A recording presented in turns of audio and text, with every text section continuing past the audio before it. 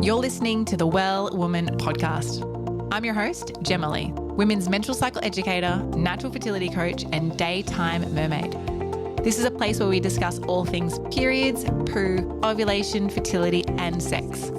Join me weekly as we rediscover our menstrual cycles, unlock its superpowers, and guide you back into your cyclical nature.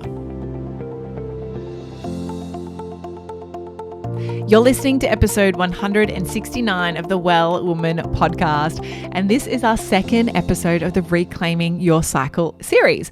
Yes, that's right. Over 14 episodes, we are diving into how you can reclaim your own menstrual cycle. All the little things you will learn that you wish you had have learned back when you started menstruating. Now, today in this episode, we're going to be talking about tracking your cycle without a menstrual bleed.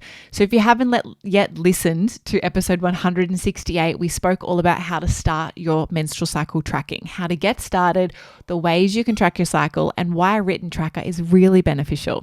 So today in this episode, we're going to talk about how you can actually still track your cycle regardless of whether you're menstruating or not.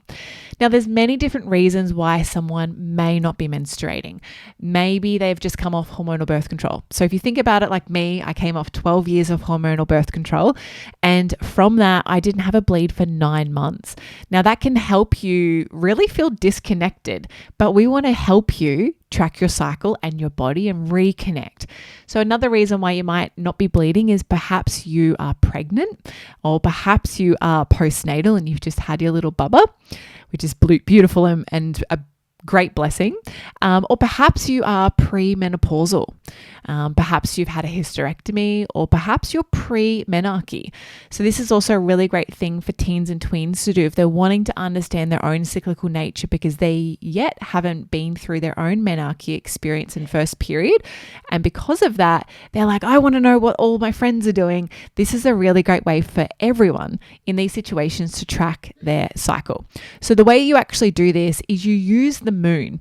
Now, I learned this when I was in my womb wisdom course back in 2015, but using the moon is a really beautiful way to track your cycle. So how we do that is day one of your cycle, if you're not menstruating, is the day of the new moon. So whatever time of the new moon, because the new moon's always at different times. For example, my last new moon was at like 6:28 a.m., but sometimes it's at like 11:12 p.m. Sometimes it's at 1 p.m. in the afternoon. So whatever day the new moon falls on, that's going to mark day one of your cycle. Now, when you do this, you're aligning your yin energy of the moons with this inner yin energy of your cycle. So what this enables you to do is to really connect with your body based on the energetics of the moon cycle. So our moon cycle goes through all up like 8 transitions, but I like to just focus on 4, including the 2 main transitions, which is the new moon and the full moon. Now, ancestrally, there's a bunch of sayings around this. Some people say and believe that ancestrally, like 1,000 years ago, all women menstruated at the new moon at the same time. And then there's other scriptures and readings that say, well, women menstruated at different times, and there was a benefit of menstruating closer to a new moon, and there was another benefit of menstruating closer to the full moon. So it does not matter when you are menstruating where you are with the moons. What matters is tapping into the moon energy. So if you are not menstruating and you're wanting to track your cycle, we use the moon, and we use the moon's energies to guide us through the inner 4 phases. So the inner yin time of your cycle is also aligned with the inner yin time of the new moon. So when the new moon arrives, it's a beautiful dark sky. There is no shining light like the moon, and the moon is renewing itself. It's going through a birth-death process in this new moon phase. So this is a beautiful phase to sit in your own inner winter. I call this the bear-like season of your cycle. So this inner winter time, regardless of not menstruating, is a great reflective time. It's a great time to tune inwards and really explore what's been coming up for me a lot lately. How have I been feeling? What's going on in my life? What do I need to reassess? And exploring these inner yin times in alignment with the yin moon is beautiful. This then kicks off the 4 phases of the cycle at applied and attached to the moon phases. So when we move through our yin of the new moon, we're actually moving through the inner winter. When we come to the end of inner winter, which is roughly around day 6 or day 7 of your cycle if you're a non-menstruator, that then kicks off our inner springtime. This springtime is the transitional time. Inner autumn is also a big transitional time. What's happening is we're going from changing from the yin phase of the moon cycle into the yang half of the moon cycle. So this, they call them the waning and the waxing moons. They're transitional, so they're half light, half dark.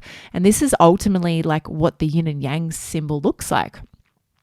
Then as we come through the end of spring, we move into our yang phase. This is as we move closer to our outer full moon. So this inner summertime aligns with the full moon in its luminous and expansive energy. You see it. The full moon is bright. I always think of the the wolves howling. Howling in the background to remind us of being loud and being proud and being confident and being heard and voicing ourselves and being seen. And this full moon time is a great alignment with your inner summertime when you are following the moon cycle for non-menstruators. Now, after we've been through this peak of the yang, we move into the second portion of our cycle where our yang starts to fade out. I call this like the peak of the summit. So if you think about, you have reached the top of the mountain in hiking, and that's the peak of the full moon.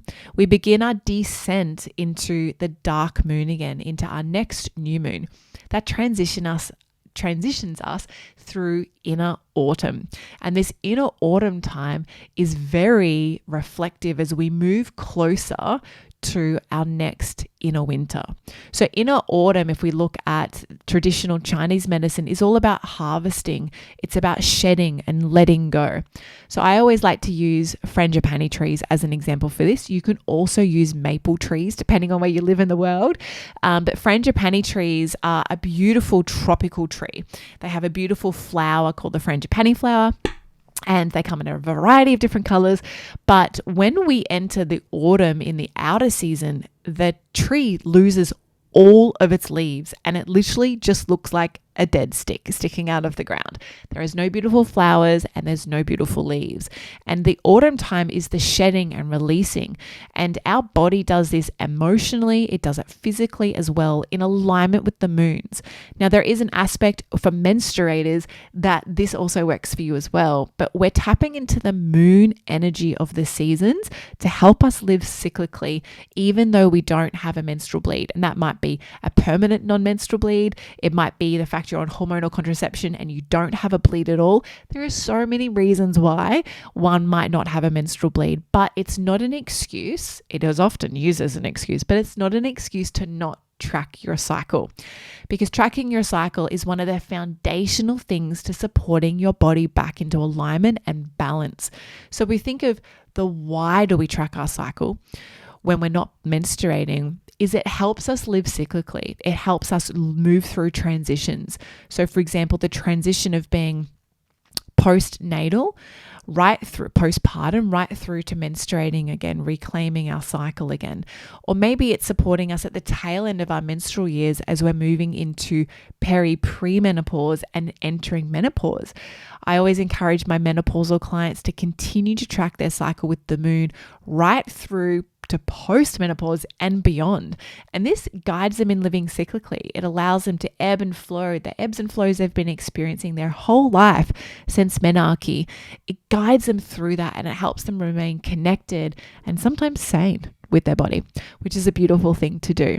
So the new moon is the way that we can track our cycle when we're on a non-menstrual bleed. So to recap, so that you can keep tracking your cycle even without a menstruation, is on the day one of your new moon, you want to start day one of your cycle. So new moon represents day one of your cycle. Now, the best place to go to learn about the moons and the times of the moons based on where you are in the world is head to timeanddate.com and look up their moon phases. That's timeanddate.com and look up their moon phases. On their website, you just need to change your location. So I would change this to Queensland, Australia, but you can change this to anywhere you like. If you're traveling, it's also great to change it to where you will be when you're traveling.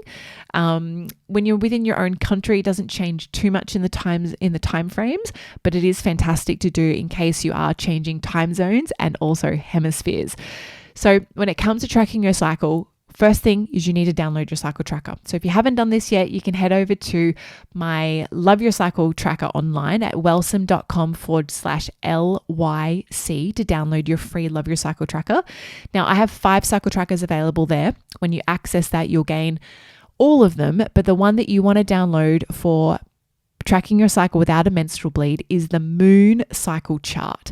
So that is guiding you with the moon cycle. Now, if you are pregnant, there is a pregnancy cycle chart. So the pregnancy cycle chart is only for those who are pregnant. If you are postnatal or not pregnant, you will use the moon cycle chart. There's also some videos on how it works and how you can actually fill out your cycle tracker and the way that it actually looks, and you can complete it so that you get a full tracking experience. So head over to the website at wellsome.com/LYC so that you can download your own Love Your Cycle tracker.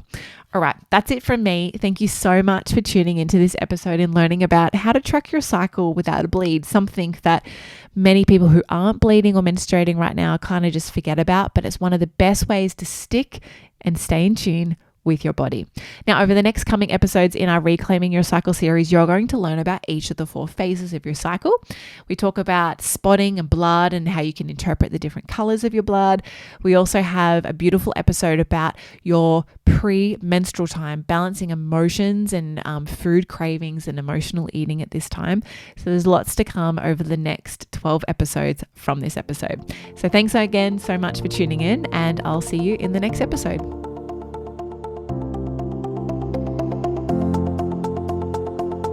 Thank you so much for tuning into every episode of the Well Woman podcast. For everything we mentioned in today's episode, you can find this in the show notes over at wellsome.com/podcast. If this episode excited you, please hit follow on Spotify, which means all of my episodes will pop up in your feed weekly so you never miss a weekly drop. I'd love you to leave a review on Apple Podcasts too.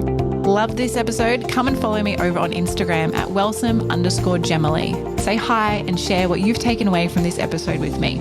Now, is there a bestie, sister, or a friend who you know who might be fed up, frustrated, and confused with their cycles? Are they ready to join you in awakening their cyclical essence too? Well, take a screenshot of this podcast episode, share it on your socials, email it, text it, or any way you need to get it to them. So together we can all live in flow, harmony, and balance with our cycles. Now, until next time, beautiful, get connected, listen to your body, and remember, body confidence all begins with living in tune with your menstrual cycle.